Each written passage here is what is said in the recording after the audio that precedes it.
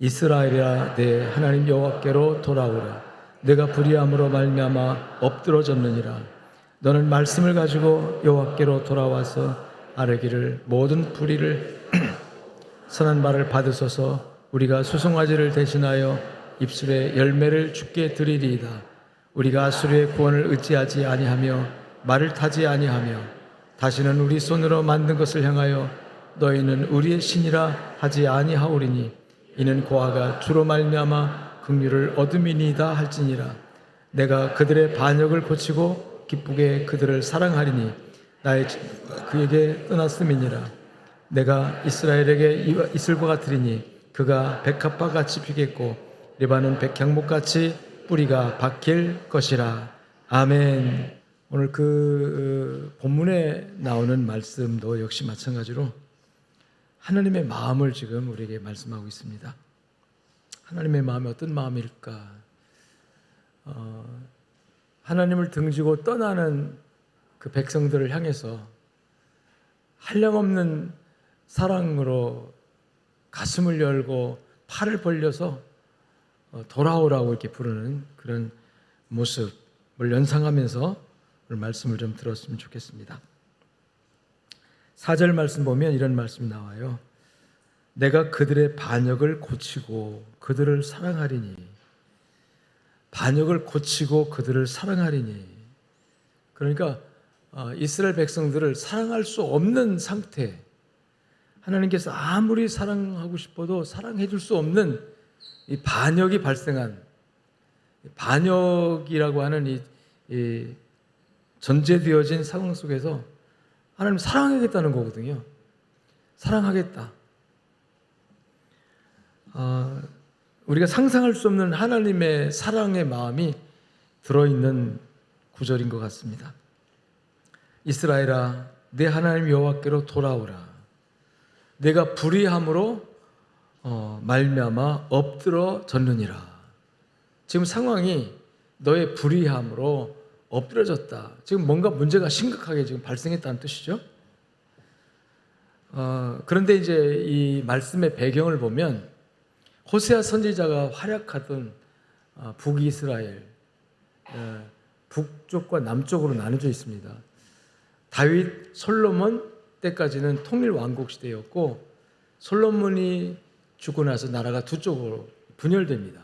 분열 왕국 시대가 전개가 되는데 다윗의 범죄, 솔로몬의 말년의 타락으로 인해서 하나님께서 매를 들어 이스라엘 나라를 두 쪽으로 분열시키는데 북쪽 에브라임 지파를 중심해서 11지파가 하나가 돼서 북왕국을 이루어요. 숫자적으로 굉장히 크죠. 그래서 북왕국을 우리가 흔히 이스라엘이라고 부릅니다. 사마리아가 성읍이 됐고 수도가 됐고 첫 번째 왕이 여로보암 왕입니다.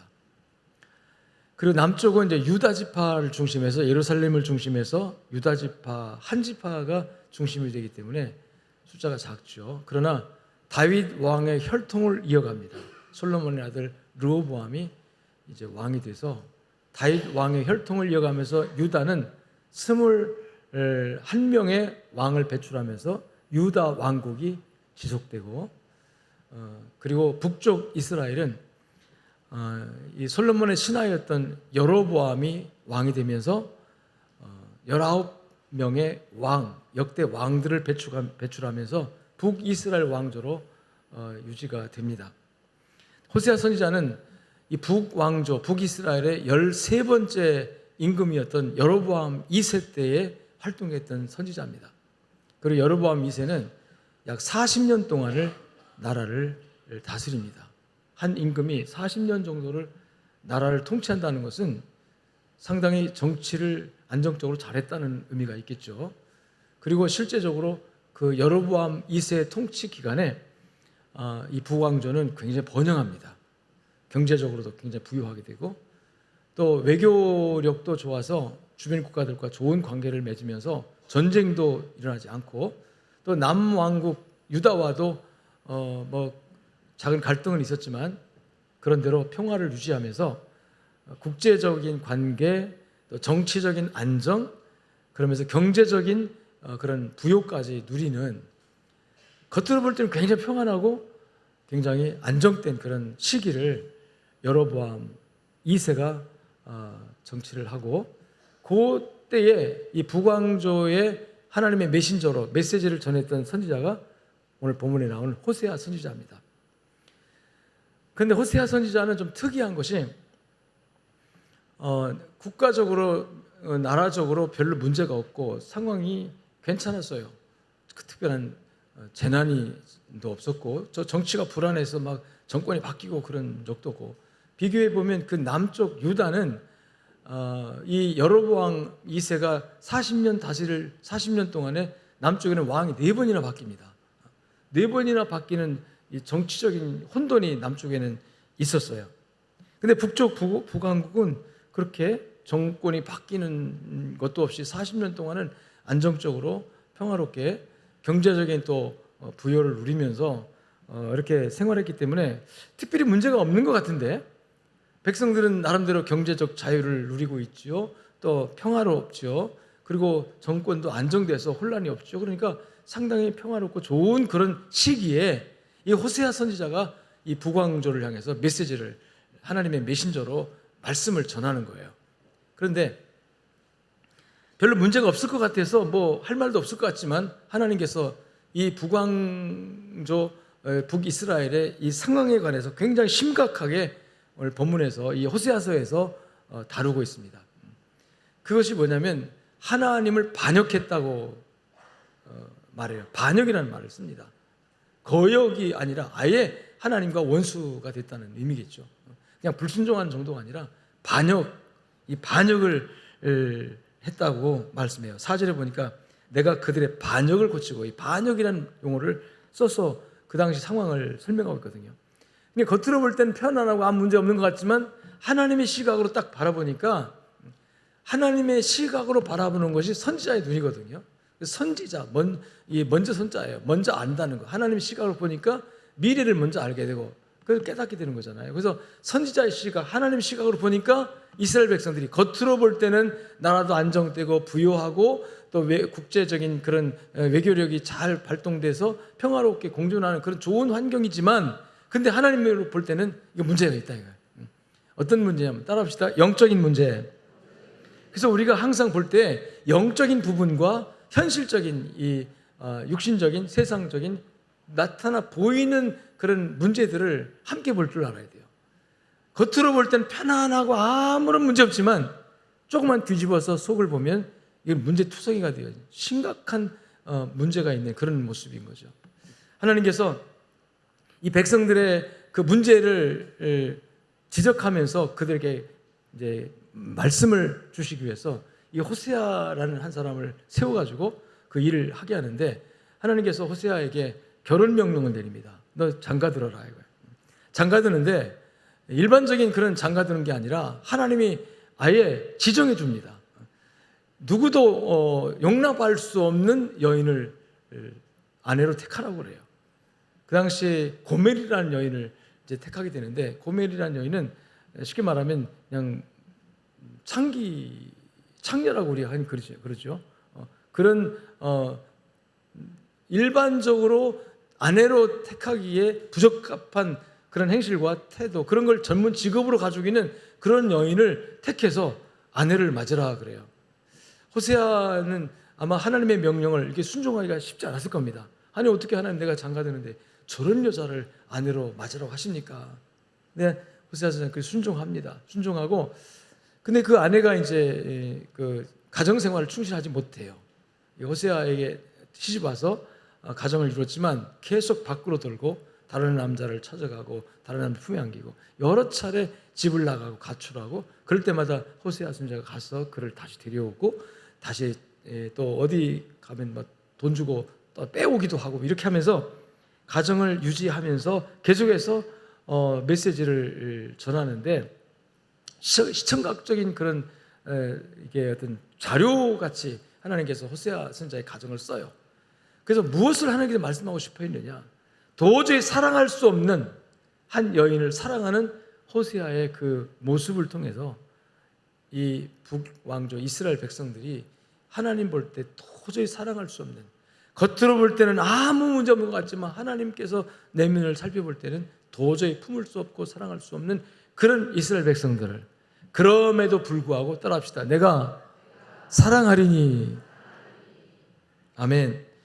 그 사랑하는 그 전제 조건으로 하나님께서 말씀한 것이 내가 그들의 반역을 어떻게 하고? 고치고. 그러니까 우리가 흔히 너희가 회개하고 고치고 돌아와라 뭐 이렇게 말하잖아요. 근데 그게 아니라 그들은 스스로 자신들을 고칠 수 있는 능력이 없었어요. 근데 하나님께서 내가 고치겠다, 내가 치료하겠다, 내가 너희를 고쳐서, 따라합니다, 사랑하겠다. 이 하나님의 메시지를 백성들에게 마음에 와닿도록 하나님께서 전달하기 위해서 호세아라는 한 사람을 선지자로 세우시고 그의 아내 고멜이라는 정말 사랑받을 수 없는 여인을 품고 사랑하는 호세아의 모습을 통해서 그것이 하나님의 마음이라고 하는 것을 말씀하고 있다고 하는 것입니다. 여러분, 아무리 힘들고 고통스러운 질병을 짊어지고 있다 할지라도 고칠 수만 있으면 문제되지 않죠. 아멘. 지금 완전 실패했을지라도 다시 회복될 수만 있다면 그 실패는 문제가 되지 않습니다. 희망이기 때문에, 소망이기 때문에. 심지어 죽어도요, 다시 살 수만 있다면 어때요? 죽음이 두렵지 않겠죠. 정말 다시 살 수 있다면 죽음을 두려워하지 않을 겁니다. 근데 죽음은 끝난다는 생각 때문에 죽음을 가장 두려워해요. 일생에 매여, 일생, 이 한 번 사는 평생에 매여서 이 종로로 탄다고 그랬는데 죽음이 두려워서 그런 거거든요. 죽음조차도 희망이 있다면, 살 희망이 있다면 그건 문제가 되지 않습니다. 지금 이스라엘 백성들의 문제는 자신들이 볼 때는 아무 문제 없다, 편안하고 부유하고 안정적이고 행복하다 하지만 하나님이 딱 보는 하나님의 시각은 문제가 많다는 거예요. 그리고 하나님께서 이 이스라엘 백성들의 문제를 보시고 지금 그 문제를 진단하실 때 여기 본문에 보면 진실도 없고 인애도 없고 하나님을 아는 지식도 없고, 4장 1절로 2절 말씀해 보면 그래요. 진실도 없고 인애도 없고 하나님을 아는 지식도 없고, 그리고 온전히 그들이 마음이 하나님과 반역하고 있는 상황. 그러니까 겉으로 볼 때 물질적 풍요, 정치적인 안정, 그 다음에 국제관계 속에서 그 국방이 보장되니까 행복합니다. 아무 문제 없어요. 그런데 하나님이 볼 때 그들의 영적 상태를 보니까 진실도 없고 인애도 없고 하나님을 아는 지식도 없고 저주와 속임과 살인과 도둑질과 가는 뿐이다. 포악하여 피가 뒤를 이음이다.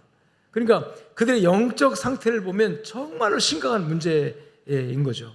근데 그 영적인 심각한 문제가 무엇 때문에 포장되어서 드러나지 않고 있느냐면 물질적 풍요, 정치적인 안정, 그리고 안보의 평화.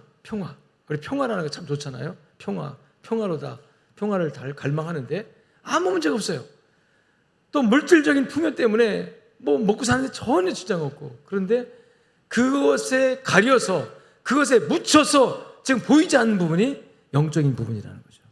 그 보이지 않는 부분에 오늘 지적하는 것이 진실도 없고 인애도 없고, 여기서 하나님을 아는 뭣도 없고 지식도 없고.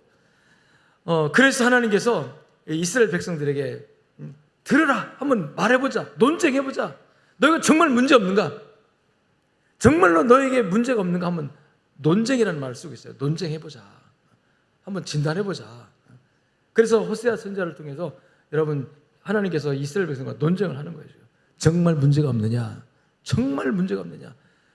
근데 대부분 그 당시 이스라엘 백성들은 그들의 이 물질적 부요가 여러분 이 진짜 문제를 이렇게 덮어서 문제가 없는 것처럼 착각에 빠지게 만들었다는 거죠. 뿐만 아니라 지금 이 안정이 굉장히 중요하거든요. 안정이 좋은 거예요. 모든 것이, 경제도 안정, 정치도 안정, 뭐 국방도 안정, 다 안정한 게 좋잖아요. 흔들리지 않는 거. 그런데 그 안정감 속에서 여러분 갇혀서 진짜 위기, 문제를 모르게 되는 경우가 있어요. 그게 문제는 뭐냐면 지금 이 북왕조는 늘 북쪽의 아수르라는 나라에 도전을 받았습니다. 지금 아수르가 이 북왕국을 침략하기 위해서 치밀하게 준비를 하는 그런 국제적인 상황이거든요. 근데 이걸 아무도 모르는 거죠. 여로보암 왕도 모르고 이스라엘 백성도 모르고. 그래서 지금 당장의 어떤 평화, 지금 당장의 안정감, 경제적 자유 이런 부요 가운데 갇혀서 그들이 한 것이 뭐냐면 반역을 고치고, 반역이라는 말을 쓰고 있는데 반역은 뭐냐면 하나님을 거역하는 겁니다. 하나님을 몰아내는 거예요. 그러면서 반역을 고치고라는 말 가운데 뭐가 나오냐면 14장 3절에 보니까 다시는 우리의 손으로 만든 것을 향하여 우리 신이라 하지 않겠다, 이렇게 이제 말이 나오는데, 이건 뭐냐면 지금까지 사람의 손으로 만든 것을 신으로 섬겼다는 얘기예요. 그러니까 경제적 안정과 물질적 안정, 부요함에 갇혀서 그걸 울타리 삼아가지고 복을 받으면 받을수록 하나님께 찬양하고 경배하고 하나님을 모셔야 되는데 하나님을 몰아내고 반역하고, 심지어 그 자리에다가 뭘 모셨냐면 사람의 손으로 만든 뭡니까? 우상이죠. 우상을 하나님 자리에 모아놓고 그 다음에 옆에 울타리를 경제적 부요로 쳐놨어요. 안정감으로 쳐놨고 현실적인 어떤 좋은 것들로 딱 울타리를 쳐놓고 그 안에 하나님이 아닌 다른 것들을 거기다 모셔놓고 그걸 하나님이라고 부르면서 실제로 하나님이 추방되어진 사회, 하나님이 없는 사회, 이게 이제 하나님이 진단하는 이스라엘 사회의 문제였고 호세아 선지자가 보는 그들의 문제였습니다. 여러분, 여기서 말하는 경제적 부여 누가 주시는 겁니까? 한번 생각해 보세요. 누가 경제적 자유와 부여를 주십니까? 정말요? 아멘. 하나님 주시죠. 그러면 이 국제적인 어떤 그 안정감이나 정치적인 안정감이나 평화도 누가 주는 거예요? 하나님 주시는 거죠. 그러면 이스라엘 백성은 복을 받은 거죠. 할렐루야. 어쨌든 복을 받은 거잖아요. 그러면 그 받은 복이 하나님을 더 경배하고 그 하나님에 대한 감사와 하나님에 대한 구절절의 간절함으로 하나님을 예배하는데 그것이 동원되어지고 쓰여져야 되죠. 근데 지금 이 백성들은 하나님이 주신 물질적 축복을 가지고 하나님을 거역하는 데 쓴 거예요.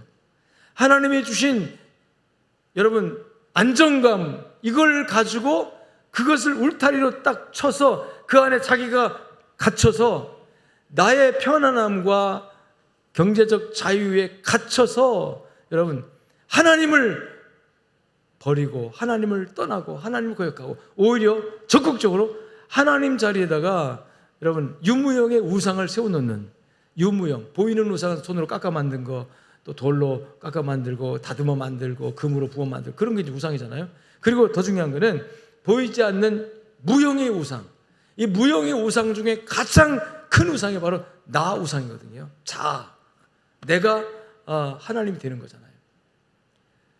요새 그 흔히 운동권에 있는 분들이 쓰는 말 가운데 자기 결정권이라는 말을 많이 써요. 자기 결정권. 특히 성적 자기 결정권. 그래서 뭐 그런 자기 결정권, 물론 자기 결정권이라는 말 틀린 말은 아닙니다. 너는 한 인격체니까 너 스스로 결정하고 스스로 책임질 줄 알아야 된다. 뭐 좋아요. 좋은데 자기 결정권을 너무너무 주장하다가 하나님의 주권에 대한 신앙을 다 상실해 버리는 거예요. 그러니까 내가 하나님이 되는 겁니다. 여러분, 결정을 하는 데는 자기 결정권에는 뭐가 따르죠? 책임이 따르죠. 책임이 따르지 않는 자기 결정권은 그런 거짓말입니다. 그런 자기 결정권은 없어요. 너가 결정했니? 네가 책임져라. 그 결정에 대한 결과 책임져라. 그러면요 돼요. 괜찮아요. 자기 결정은 주장하세요. 그 다음에 책임도 누가 져야 돼요? 본인이 져야 돼요. 근데 자기 결정권에는 하나님은 없습니다. 우주와 만물을 통치하시고 계획하시고 이끌어 가시는 창조주 하나님을 여러분 모시고 섬기는 것은 자기 결정으로 되는 것이 아니라, 따릅시다, 하나님의 주권에 대한 신앙. 아멘. 그래서 내 주변의 환경이 하나님의 축복이라면 부요함이나 또는 안정이나 행복이 지금 누리고 있는 것들이 하나님의 축복이라면 그 축복에 갇혀서 자기 결정을 주장하면서 내가 하나님 되면 안 되고, 복을 받으면 받았을수록 누가 더 드러나야 된다? 하나님이. 할렐루야. 은혜를 많이 받아서 부유하게 되고 건강하게 되고 그다음에 또 주변 환경과도 잘 조화를 이루면서 행복하면 여러분 그럴수록 더 많이 하나님께 겸손히 엎드려서 하나님의 은혜입니다라는 고백이 나와야 돼요. 그런데 이 반역이라는 말은 뭐냐면 하나님을 축출하는 겁니다. 하나님이 주신 축복의 울타리에 내가 들어가서 내가 하나님이 된 거예요. 그래서 내가 하나님이 되고 어떤 사람들이 거기다가 사람이 만든 우상을 세웁니다. 물질 우상도 세우고 깎아 만든 우상도 세우고. 그런데 대부분 거기에 누가 있냐면 자기 자아 우상이 들어가요. 그래서 자기 결정권을 주장하면서 자기 주권을 주장하면서 하나님의 주권에 관해서 전혀 인식하지 못하는, 이게 오늘날 세상의 모습이다. 여러분, 하나님이 준 축복의 테두리 안에 갇혀서 하나님을 보지 못하는, 하나님이 없는 상황에 이르지 않기를 주님 축원합니다. 지금 호세아 선지자가 바라본 이스라엘의 문제, 하나님 보는 문제는 바로 그런 문제였었어요. 하나님께서 40여 년 동안 여로보암 미세가 통치하는 과정에서 하나님 축복해 주셨어요. 나라도 안정되고 정치도 안정되고 경제도 부유하고 살 만큼 살게 되고.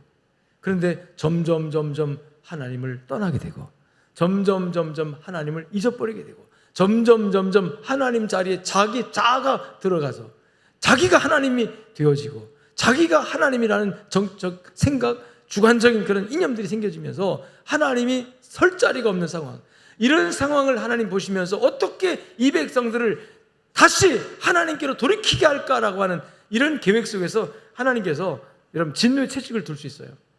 그 진노의 채찍을 아수르를 통해 드신다면 여러분 매맞으면, 하나님께 매맞으면 안정 다 깨져버립니다. 정치적인 안정도 깨져버려요. 경제적 자유도 다 날아가 버려요. 그럼 당연히 하나님 찾을까 안 찾을까요? 찾을까 안 찾을까요? 찾지요. 하나님께서 가장 손쉽게 할 수 있는 것이 바로 그겁니다. 매를 들어 때리는 거예요. 매를 들어 때리면 당연히 맞으면 아프니까 아이고 하나님 하고 그들은 하나님께 나옵니다. 찾습니다. 그럼 어떻게 됩니까? 백성들은 고난을 당하겠죠. 고난 당하는 이 모습을 하나님 마음이 아프시겠죠. 오늘 본문에 이스라엘아 내 하나님 여호와께로 돌아오라. 할렐루야. 돌아오라고 부르신 하나님의 음성에 여러분 귀를 기울이시기를 주님 축원합니다. 내가 내 불의함으로 말미암아 엎드러졌느니라. 지금 엎드러졌다고 하니까 하나님 징계를 된 거예요. 그 징계를 어떻게 됐냐면 그들의 영적인 상태로 징계를 된 겁니다. 여러분 우리가 하나님을 떠나면 가장 먼저 어떤 징계가 먼저 오냐면 뭐 병들고 사업이 망하고 그런 징계는 두 번째예요. 첫 번째는 뭐냐면 따라합시다. 영적으로 침체된다. 이게 그 징계가 먼저 와요.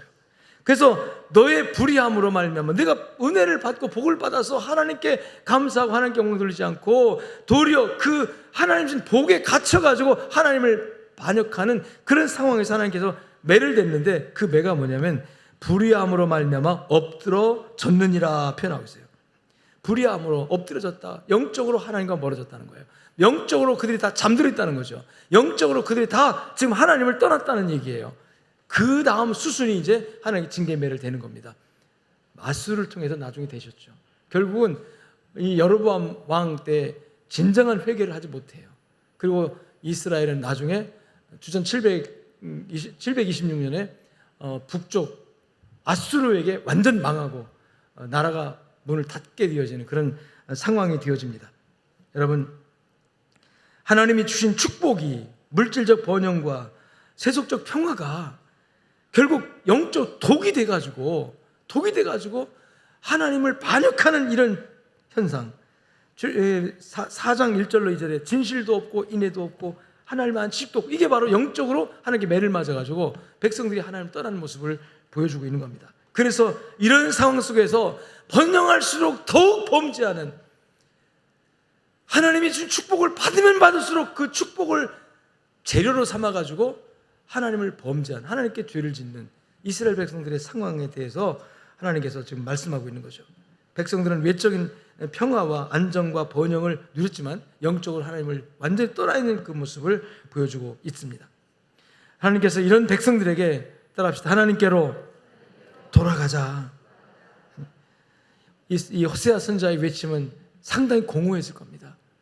무슨 하나님께 돌아가 이렇게 복을 받는데 아무 문제 없는데 하나님이 볼 때는 문제투성인데 지금 인내도 없고 진실도 없고 다 반역하고 있고 이제 하나님께서 다음 수순에 큰 매를 지금 준비하고 있는데 그 매를 보지 못하는 백성들의 어둠이 이 선지자가 바라볼 때 얼마나 안타까웠겠습니까? 그래서 이 선지자가 음란한 여인을 취해서 아내로 삼아서 도저히 사랑할 수 없는 남편의 품을 떠나고 밖으로만 도는 그 여인을 찾아가서 또 품에 안고 여보 잘해보자고 우리 이렇게 하면서 하는 그 모습이 고 하나님의 마음이라는 거예요. 은혜를 받으면 받을수록 등지는 이스라엘 백성들을 계속 품고 또 품으면서 하나님께서 그들을 고치려고 하는, 그러면서 하나님께서 적극적으로 지금 하신 말씀이 너희를 고쳐서 사랑하겠다. 이 말씀이 고치고 돌아오라 이렇게 한 말씀이 아니고요. 한번 따라합시다. 고쳐서. 자, 누가 고친다는 거예요?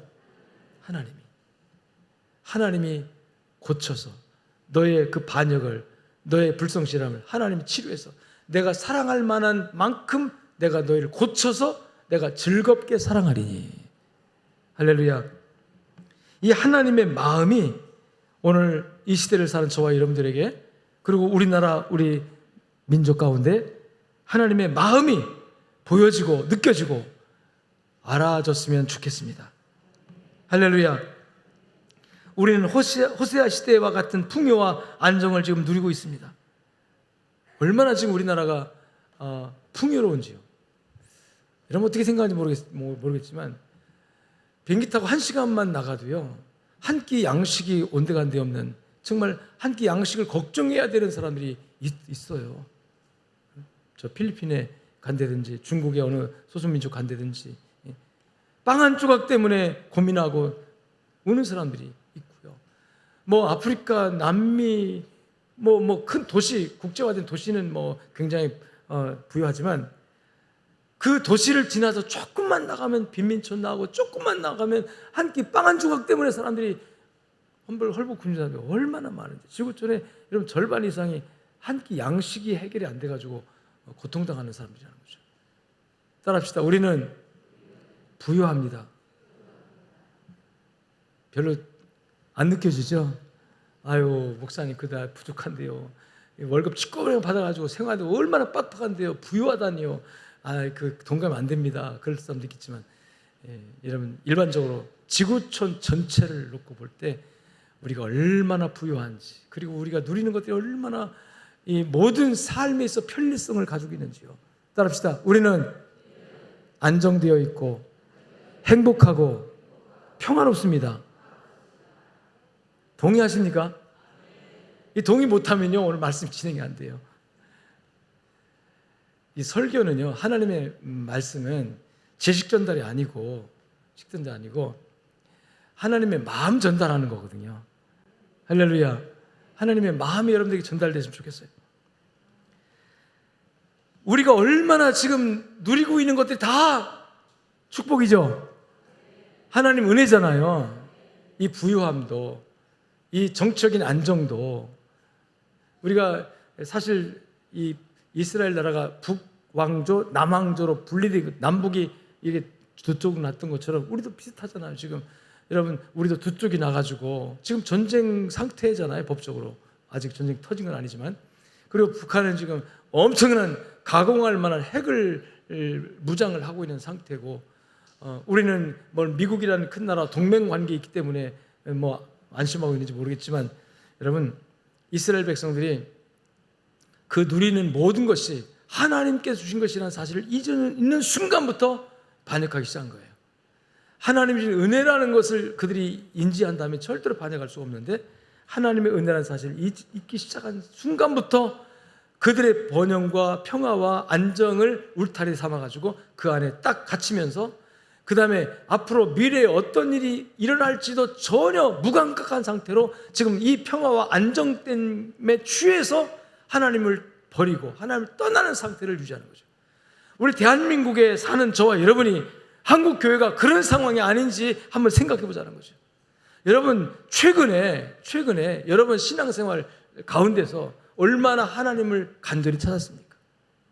과거에요, 정말 힘들고 어려울 때, 우리 어렵고 그럴 때는요, 정말 전 목회하면서 뭐 저 자신도 그랬지만 우리 성도들이 목사님 기도해줘요. 저 금식 작정했어요. 왜요? 무슨 일 때문에? 예, 이런 일 저런 일 때문에. 목사님 저 철야기도 작정했어요. 하나님 기도해 주세요. 철야기도 합니다. 그리고 교회 와서 혼밤을 울면서 늘 예배당에서 우는 소리, 기도 소리가 떠나지 않았던 때가 엊그제. 지금은요, 목사님 다 금식하니까 기도해 주세요. 그러는 부탁하는 성도가 어쩌다 한 번씩 있어요. 아예 없는 건 아니고. 개인적인 문제 때문에, 개인적인 자신의 어떤 문제 때문에라도 간절하게 하나님 도와주세요, 살려주세요, 하나님이 필요합니다, 하나님 은혜하면 아무것도 안 됩니다. 그 간절성이 지금 있느냐 없느냐는 거예요. 여러분, 기독교는 추상적인 지식의 종교가 아니에요. 따라합시다. 하나님을 만나는 종교다. 너희가 하나님을 알되 하나님을 한 지식이 없다. 이 지식이라는 말이 히브리어로 야다라는 말이거든요. 야다라는 것이 우리가 책 보고 알아서 이 머리로 익히는 지식이 아니라, 따라합시다, 만나서 호응하고 피부에 이 온도를 느끼면서, 그러니까 뭐죠, 보고 몸에 열기를 느끼면서, 우리가 이렇게 악수해 보면 아이고 손이 차갑네요, 알 수 있죠. 근데 옆에 안녕하세요 가보면 그거 알아요, 몰라요? 몰라요. 그냥 안녕하세요 해서 아는 것과 악수하면서 아이고 손이 차갑네요, 아이고 손이 따뜻하네요, 이렇게 느끼는 건 다르거든요. 이 야다라는 용어가 그거예요. 너희가 하나님을 아는 지식이 없다라고 말할 때 하나님을 몰라서 그런 게 아니에요. 그들도 하나님 믿었어요. 그들도 하나님 잘 알았어요. 잘 알았지만 하나님과의 뭐가 없었다? 만남이 없었다. 하나님과 만남이 없다는 말은 간절함이 없다는 거예요. 간절함이. 여러분, 하나님을 간절히 찾는 백성이 하나님 만납니다. 하나님 만납니다. 기독교는 추상적으로 지식으로만의 종교가 아니에요. 이론의 종교가 아니라 실제적으로 정말 하나님께 간절히 부르짖어서 하나님 만나는 경험, 하나님을 가슴으로 안는 경험, 하나님의 손에 붙잡히는 경험을 하는 것이 우리 기독교 신앙이에요. 근데 최근 들어서 여러분 신앙생활 하면서 그런 기억이 있는가? 그런 어떤 나 하나님 만났어요. 하나님 만났어요. 깨달았다고 하나님 만났다고 하지만 실제 피부 감각으로, 내 영적인 감각으로 하나님 앞에 꼭 안기는 느낌이나, 또는 어떤 하나님의 나를 붙드시는 어떤 그런 느낌이나, 이런 것들을 경험하면서 하나님 감사합니다, 이런 간절함을 얼마나 경험했냐는 거죠. 왜 그게 안 되는지 아십니까? 너무 평안했어요. 너무 부유해요. 너무도 안정돼 있어요. 지금 그 안정감 속에, 평안함과 부유함 속에 하나님을 다 잊어버리고 껍데기만 남은 거예요. 그 안정과 평안함과 부유함이 이렇게 울타리가 돼가지고 그 울타리만 남았어요. 근데 그 울타리 자체가 누가 준 거예요? 누가 준 거예요? 하나님 준 거예요.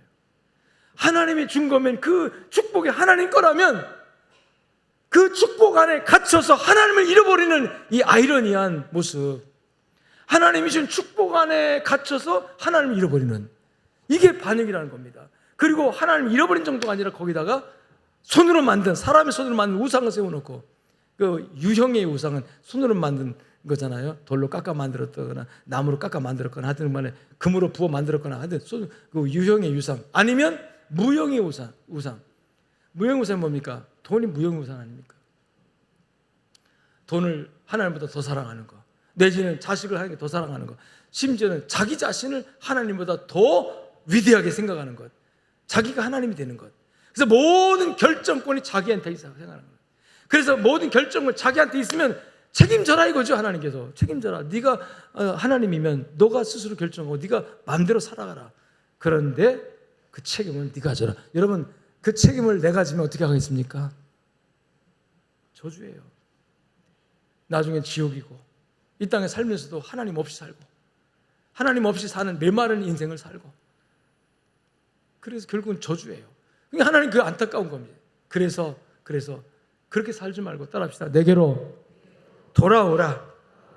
아멘. 하나님만이 살 길이고, 하나님만이 너가 누리는 풍요와 안정과 행복의 공급자이시고, 그 행복을 누리고 있다면 그건 하나님 주신 거니까 그 행복을 가지고 오히려 하나님 앞에 더 간절함을 가지고 나오라. 하나님의 촉구가, 하나님의 경고가, 하나님의 마음이 바로 그런 마음인 거거든요.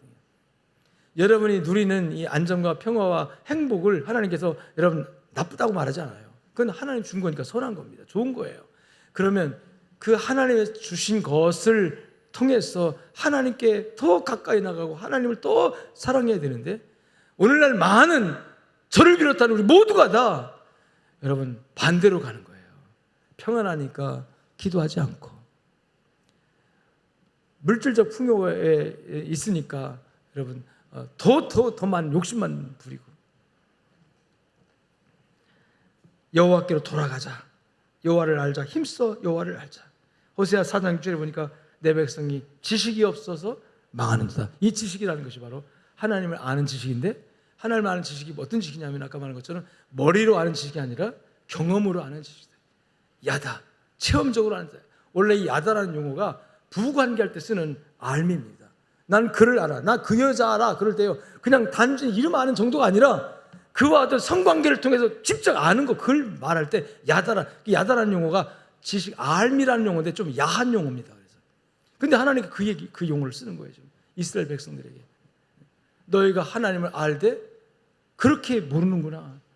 그들이 종교적으로 하나님 왜 몰랐겠습니까? 지식적으로 하나님 왜 몰라요? 알죠. 그런데 하나님과의 그 밀접한 친밀함, 정말 한 몸이 되어지는 것 같은 친밀한 관계에 있어서 그들은 하나님을 모르고 있다는 거죠. 이 하나님과의 친밀성을 회복하시기를 주님 축원합니다. 이게 회복되어야 지금 우리가 누리는 이 평화와 안정과 이 행복이, 따라합시다, 보장된다. 아무리 우리가 노력해도 하나님이 불어버리면 지금 누리고 있는 평화, 안정, 이 행복함, 이 부요 한 방에 다 날아가요. 특히 우리 대한민국 상황은 더 그렇습니다. 그러나 하나님이 보장해 주시면 어떤 상황 속에 있다 할지라도 이 안정감, 이 평안함 누리며 하나님께 영광을 돌릴 수가 있을 줄로 믿으시기를 주님 축원합니다. 우리가 찬송가에도 보니까 어서 돌아오 찬송가 있죠? 하나님 계속 돌아오라고 우리에게 말씀을 해요. 돌아오라. 왜냐하면 자연적으로 인간은 하나님 등지게 되고 하나님과 멀어지게 돼요. 이 세상의 삶이라는 그렇게 만들어가요. 그래서 끊임없이 하나님 우리를 불러요. 예수님께 수고와 무거운 짐 다 내게로 오라 부르시고, 그래서 하나님께 돌아오는 그 시도, 돌아오는 노력, 돌아오는 과정이 신앙생활이에요. 끊임없이 하나님께로 방향을 전환해서 하나님 바라보면서 하나님께로 한 발짝 한 발씩 가까이 가려고 하는 노력, 이런 것들이 오늘날 우리에게 필요한데, 누구에게 필요하냐? 나름대로 나는 안정돼 있다, 난 평안하다, 아무 문제 없다고 하는 분들에게 하나님이 주신 말씀인 줄로 믿으실 주님 축원합니다. 실제적으로 문제가 생기면 돌아오라고 하지 않아도 돌아옵니다. 목사님 새벽 기도 나올게요. 왜요? 무슨 문제 있어요? 예, 뭐 자식이 어째요? 뭐 문제가 터지면요 기도하게 되고, 문제가 터지면 하는 게 나오더라고요. 근데 오늘 이스라엘 백성들의 상황은 아무 문제 없어요. 지금 겉으로 볼 때는, 영적으로 볼 때는 심각한 문제투성이지만 겉으로 볼 때는 아무 문제 없어요. 근데 하나님께서 지금 돌아오라고 말씀하고 있습니다. 여러분, 어떻게 돌아올 수 있는가? 하나님께서 말씀하시는 그 말씀 가운데 보니까 2절에 보니까 따라합시다. 너는 말씀을 가지고, 이 말씀을 가지고 돌아오라 표현하거든요. 회개하고 돌아오라고 말하지 않았어요. 회개는 고치는 건데 하나님이 고쳐줄 테니까 돌아오라는 얘기고, 그냥 있는 그 상태 그대로 돌아오는데, 여러분 말씀을 가지고라는 말은 따라합시다. 하나님의 약속을 믿고, 신앙의 믿음입니다. 돌아오면 하나님이 고쳐주겠다고 했잖아요. 하나님 돌아오면 고쳐주겠다고 하셨으니까 믿습니다. 돌아오는 거예요. 그래서 뭐 상태를 내가 변화시켜서 내가 내 자신을 바꿔서 뭐 해가지고 오라는 얘기가 아니에요. 따라합시다. 그냥 그대로, 전제 조건이 뭐냐면 말씀을 가지고, 이 가지고라는 언약을 믿고, 하나님 제가 왔어요. 하나님 말씀하시기를 오면 살려준다고 하셨죠. 나 근데 하나님 앞에 이렇게 저렇게 매맞고 이렇게 상황이 어려운데요. 하나님 나는 어떻게 할 수 없지만 하나님 앞에 소망이 있어 왔어요. 그렇게 말씀하셨으니까 이렇게 해주세요. 이렇게 되는 거죠. 그래서 언약을 믿고라는 용어입니다. 따라합시다. 말씀을 가지고 여호와께로 돌아와서. 아멘. 말씀을 가지고, 언약을 가지고. 그래서 우리 기독교인들은요, 하나님의 말씀을 항상 집중해야 돼요. 믿음이라는 것이 말씀을 듣고 깨닫고 그 말씀을 붙드는 거잖아요. 여기서 가지고라는 말은 붙들고라는 뜻이에요. 말씀을 붙들고 하나님께 나가자. 하나님의 약속, 하나님의 언약을 가지고 나가자. 할렐루야. 그 전에 우리 아이가 우리 막내가 한 번 뭘 약속하면 잊어버리질 않아요. 가지고 난 까맣게 잊어버렸는데, 아빠 그때 그 약속했잖아. 그러니까 그래 약속했지. 아빠 잊어버렸네. 근데 그걸 또 근거로 해서, 아빠 그렇게 약속했잖아. 내가 약속을 했는데 난 잊어버렸거든요. 근데 아이는 기억하고 있다가 그걸 요구를 해요. 여러분 어떻게 하면 꼼짝없이 해줘야 되겠죠? 네, 그거예요. 하나님은 엄청나게 많은 말씀을 우리에게 주셨는데 대부분 우리에게 주신 축복이 약속들이에요. 그 약속 중에서 깨달아지는 대로 하나님 딱 붙들고 하나님 앞에 나오면 이렇게 해준다고 했잖아요. 그 말씀 붙들고 왔습니다. 믿고 왔습니다. 아멘. 하나님께서 움직이실 줄 믿습니다. 약속을 믿고 믿음으로 나오라. 이사야 55장 7절에 악인은 그 길을 불의한 자는 그 생각을 버리고 여호와께 돌아오라. 그가 긍휼히 여길 것이다. 하나님께 돌아오라. 너 그렇게 용서할 거다. 계속 돌아오라고 말씀을 하세요. 에르미야 3장 22절에도 배역한 자식들아 돌아오라. 내가 너희의 배역함을 고치리라. 돌아오라 고치리라. 그 찬송가에도 돌아와 마음이 고난 자여 계속 돌아오라. 돌아와서 고침받고 그 다음에 하나님의 말씀을 가지고 나가라는 뜻이거든요.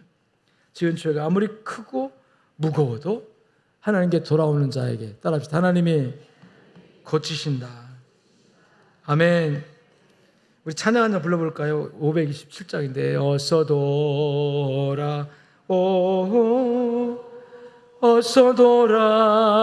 마노 지은 죄가 아무리 무겁고 크기로 주 어찌 다 감당하고 못 받으시리요.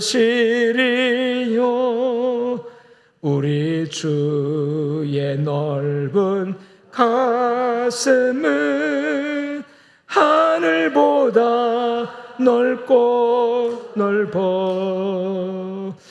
어서 돌아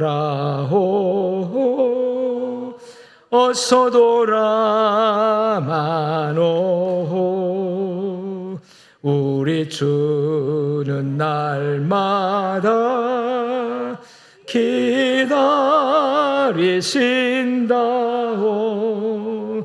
밤마다 문 열어놓고 마음 졸이시며 나간 자식 돌아오기를 밤새 기다리신다오. 어서 돌아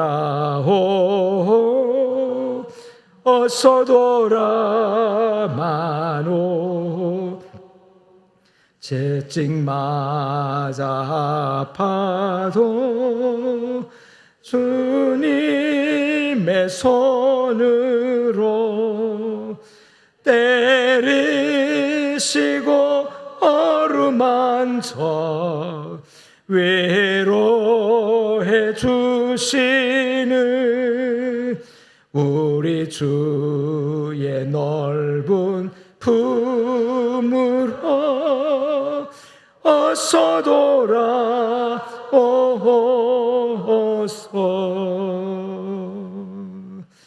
수고하고 무거운 짐자들아 다 내게로 오라. 내가 너를 쉬게 하리라. 오늘 주님의 약속인 줄로 믿습니다. 하나님께 돌아오는 자에게 하나님께서 치료하시고 고쳐서 즐겁게 사랑하신다고 약속하셨습니다. 이 약속 믿고 오늘 여러분 편안할 때, 안정되어 있을 때, 나름대로 부유하다고 생각되어질 그때가 가장 하나님을 떠나기 쉬운 때고, 가장 하나님을 잃어버리기 좋은 때고, 죄짓기 쉬운 때고, 가장 하나님을 반역하기 쉬운 때입니다. 오늘 우리 나라가, 한국교회가, 저와 여러분이 그런 상황에 있다고 하는 것입니다. 하나님께서 오늘 우리의 모습을 보시면서 돌아오라고 하시는 하나님의 말씀 앞에 여러분의 마음이 움직여지기를 주님 축원합니다. 이제는 살아계신 우리 주 예수 그리스도의 은혜와 하나님 아버지의 무한하시고 극진하신 사랑과 성령님의 위로, 교통, 충만 역사하심이 오늘 말씀을 붙들고 나가는, 하나님의 약속을 붙들고 나가는 돌아오라, 내가 너를 고쳐서 사랑하리라, 하나님의 사랑에 대한 기대를 가지고 주님께 서길 원하는 모든 성도들 머리 위에 저들의 가정과 삶 현장 속에 이제로부터 영원토록 함께 있을지어다. 아멘.